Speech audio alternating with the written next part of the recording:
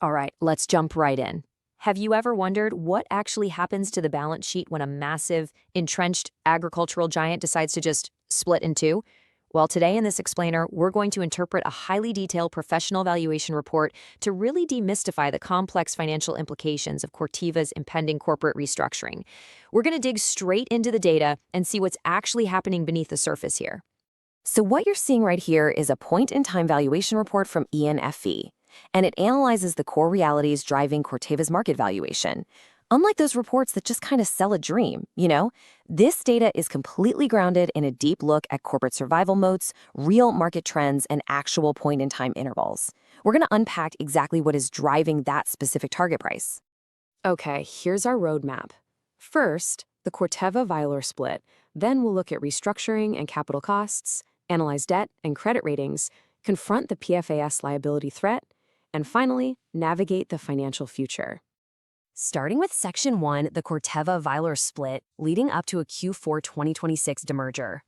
The fundamental strategy at play here is all about unlocking shareholder value. How? By completely separating the business into two distinct, publicly traded powerhouses, a move anticipated by the fourth quarter of 2026. This massive structural transformation disentangles all their shared services, so it essentially creates the new Corteva, which will be the highly focused crop protection arm, and Vyler, which takes over as the advanced seed and genetics entity. And this separation is huge because it allows each side to relentlessly pursue its own distinct growth strategies and capital allocation priorities. And this breakdown brilliantly illustrates Vyler's economic moat. As an independent entity, Vyler is positioning itself as a pure innovation leader. They're armed to the teeth with a substantial patent portfolio in germplasm, proprietary hybrid wheat, and some really advanced gene editing technologies. So we aren't just talking about selling seeds here. We're talking about high-level intellectual property that generates serious premium pricing power compared to your standard commodity agricultural inputs. Moving to Section 2, restructuring and capital costs, the literal price tag of the split. Because, as you might guess, a corporate divorce of this magnitude comes with a massive financial hurdle. To achieve that coveted second curve growth, Corteva is going through some incredibly aggressive operational restructuring. In fact, the expanded crop protection operations strategy restructuring program is going to incur up to $700 million in charges by 2026. This isn't pocket change. It involves significant severance packages, major asset impairments, decommissioning costs, and a whole lot of contract terminations. So why spend all that cash up front? Well, here's the payoff for all those facility exits and operational streamlinings. Management is targeting $180 million in run rate savings by 2027.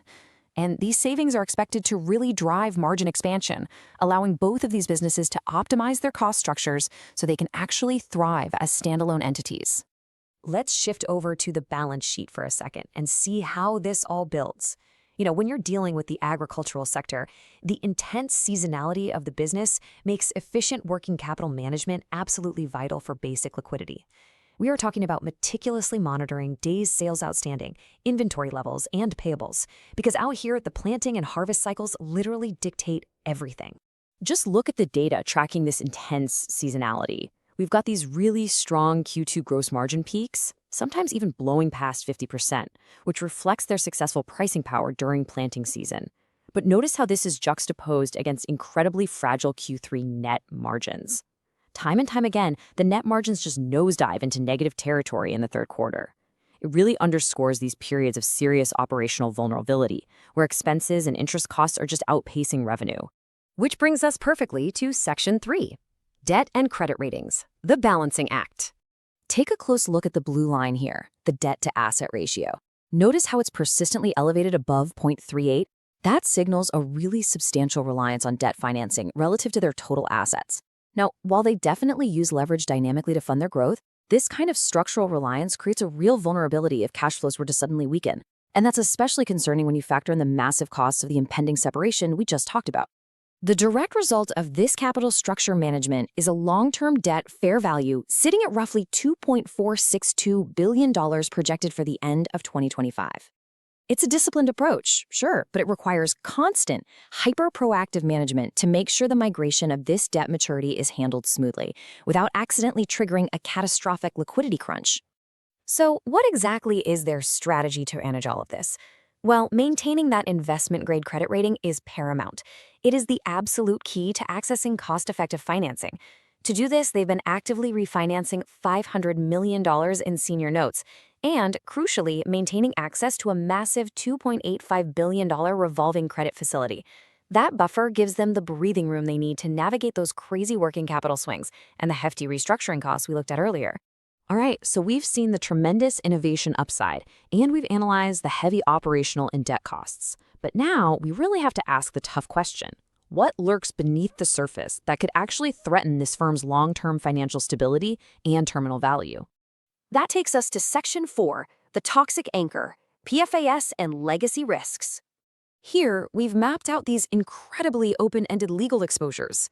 On one side of the matrix, you have the systemic, widespread PFAS litigation and the EPA's recent move to designate PFAS as hazardous substances. Then, on the other side, you've got these specific legacy PFOA contamination sites, like Fayetteville Works and Pumpkin Lakes, that require massive, ongoing, and very expensive remediation. And the open-ended nature of these CERCLA liabilities, that's what truly keeps analysts up at night.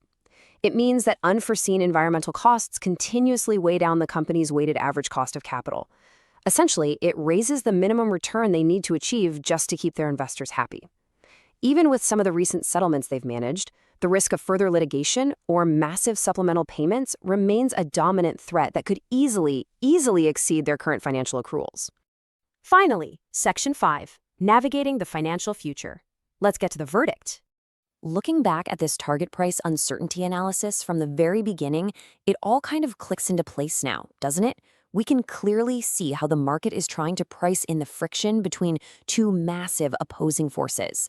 On the upside, you have this elite technology platform with incredible pricing power. But pulling it down, you have the inherent cyclicality of global agriculture, the immense execution risk of pulling off a massive corporate demerger, and of course, those lingering, highly toxic legacy liabilities. Which brings us to our final takeaway. A premium valuation absolutely may be justified by the sheer strength of their technology, but it has to be heavily weighed against the execution risks. So as you wrap up this explainer, the big question you really have to ask yourself is this. Will the brilliant, market-leading innovation of Vyler ultimately outrun the heavy historical anchors of Corteva's debt and environmental litigation? It is a fascinating corporate balancing act, and for sure, one that's going to define the agricultural sector for years to come. For more research reports, please visit www.IanFV.com.